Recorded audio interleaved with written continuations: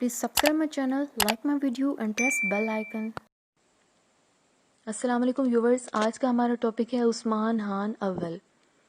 Ertugrul کی وفات کے بعد اس کا بڑا بیٹا عثمان اس کا جانشین ہوا اور دولت عثمانیہ کا بانی اور سلطنت عثمانیہ کا پہلا تاجدار تھا۔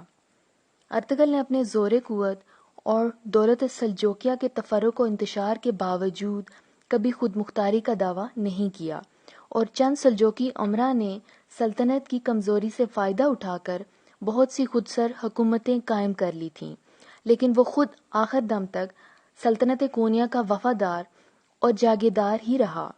عثمان نے بھی اپنے بابا ارطغرل کی طرح یہی روش اختیار کی اور اپنی فتوحات سے سلطان کی شان و شوکت کو ایک حد تک محفوظ رکھا۔ یہ وہ زمانہ تھا جب دولت سلجوقیہ دم توڑ رہی تھی اور ایشیا کوچک میں طوائف الملوکی پھیلی ہوئی تھی۔ اس لیے اپنی فتوحات کا دائرہ وسیع کرنے کے لیے اس سے بہتر موقع عثمان کو نہیں مل سکتا تھا، لیکن اس نے اپنی توجہ زیادہ تر بازنطینی علاقوں کی طرف مبذول رکھی، جس کے مختلف اسباب تھے۔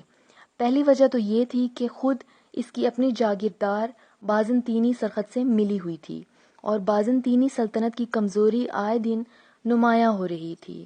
یہ اسی کمزوری اور شہنشاہ قسطنطنیہ کی ایک سیاسی غلطی کا نتیجہ تھا کہ کوہ اولمپس کے دوروں کی حفاظت نہ ہو سکی اور ترک بیتھینیا کے میدانوں میں داخل ہو گئے۔ شہنشاہ پیلولوگس کے دور تک ان دروں کی حفاظت اس علاقے کے ردیف ملیشیا کے سپرد تھی، اور وہ لوگ اس خدمت کے معاوضے میں ٹیکسوں سے بری تھے، لیکن اس کے بعد شہنشاہ نے اس رعایت کو منسوخ کر دیا اور دروں کی حفاظت اپنے ذمے لے لی اور خراج کی رقم سختی سے وصول کرنا شروع کر دی۔